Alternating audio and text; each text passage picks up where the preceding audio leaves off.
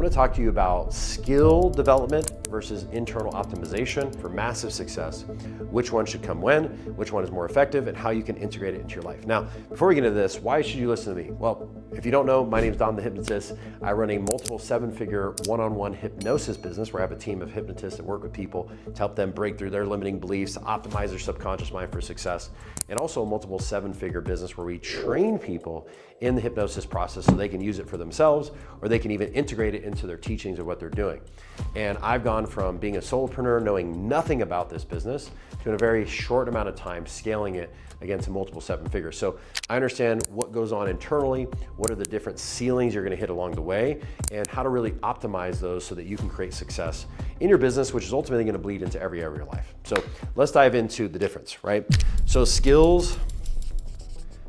attainment, okay, versus internal optimization. So what's the difference? So skill attainment is exactly what it sounds like.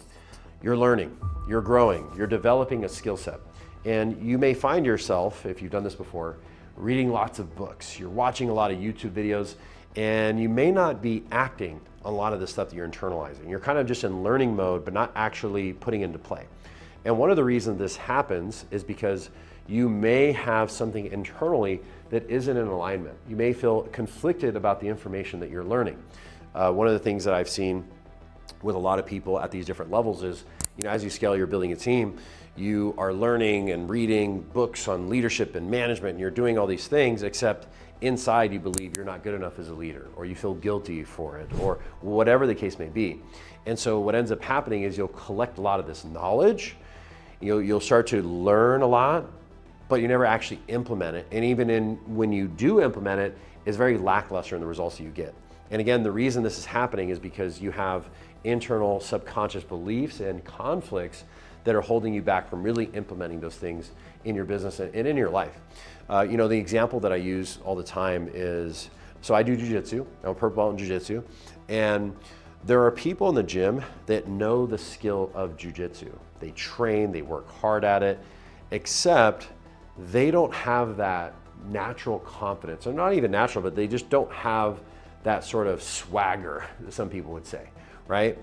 And what happens is, there's also the opposite, right? There's people that have the swagger, they have that belief, they have that self-confidence, maybe they've come from another sport and they were a high achiever there, except they haven't developed the skill yet. Well, what happens is, in the beginning, the gentleman with the skill, or the woman in this case, with the skill will actually consistently beat the person that has the internal optimization, right? Their subconscious mind, their beliefs are in alignment, they have the confidence. But slowly but surely, what's gonna happen is the person who is internally optimized, as long as they work on their skill set, they're gonna end up beating this person every single time. So we've gotta make sure that yes, we are developing our skills and we're also optimizing internally.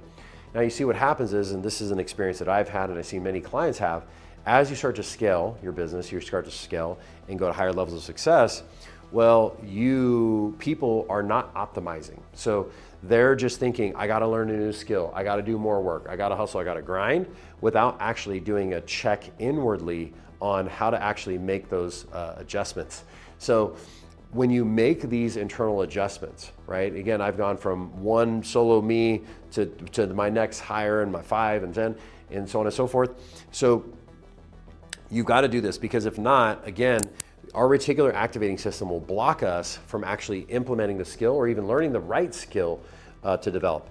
The other thing that happens that I see when the internal beliefs are not aligned is you'll work on the wrong thing. You'll develop the wrong skill, because essentially, let's say for example, you believe you're not good enough as a leader, or you feel guilty for being a leader, or whatever that may be. Well, you may constantly work on, say, sales, okay, how to improve your communication and sales, which is important, except you're not working on yourself as a leader. You're not working on the skill set that developed to actually do that. And the reason you're not doing that is because internally you feel out of alignment. So you'll work on all these skills, and maybe it might even be the skill of what you do. You'll be really good at that, but then you stay stuck because you never developed the skill as a leader because you are misaligned internally. So once you start to rewire those things and optimize, then all of a sudden, boom, you feel compelled to learn that skill of leadership or management or scaling or whatever it may be, marketing, sales, getting on camera, right? These are all things that we've got to learn. You know, the other thing that happens with skill attainment is it starts to put a lot of cognitive load. When you're starting to learn a bunch of things that may not be the biggest lever, the biggest thing that you can do in your business, it creates so much pressure that things start breaking, right? You start to create so much of that extra stress because you're learning the wrong skill that things in your business start to fall apart. You start to get out of the flow. So again, optimizing internally and then going, okay, what's the biggest lever for me to pull, right? If you had a lever, the longer the lever, the more load you can pull. Often we work on those short levers that really aren't giving us the biggest return on our investment of time. Another thing that people suffer from when it comes from skill attainment is internal conflicts, right? You're reading information and this person's saying do this and this person's saying do this. And if you're constantly ingesting all these different skills and all these different techniques and all these different mindset, often it leads to feeling paralyzed because you don't know what to do. You're like, well, should I do this of what so-and-so's saying or should I do this other thing? So when you can really, again, optimize internally, choose a path and stick to that path and just kind of put the blinders on, that will put less cognitive load on you and your nervous system, which will ultimately allow you to operate at a much higher level. And you know, another thing with the skill attainment is typically people are trying to force things, right? Brute force, action, hustle, grind.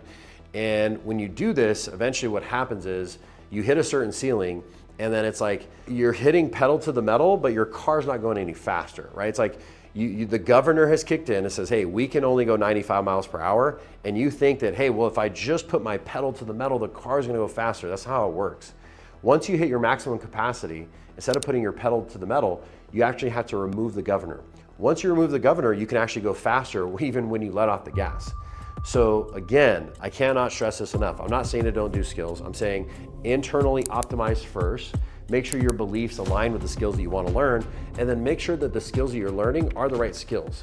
And when you start to remove those blind spots and those barriers internally, then instead of making yourself feel good by learning a skill that doesn't matter, you actually start to learn the skills that do matter in order to be able to scale. All right, guys, so listen, if you're a coach, a consultant, a therapist, a trainer, and you want to optimize your internal operating system, you want to really program your subconscious mind so you can break through those barriers and go to the next level, my team and I has put together a free hypnosis assessment.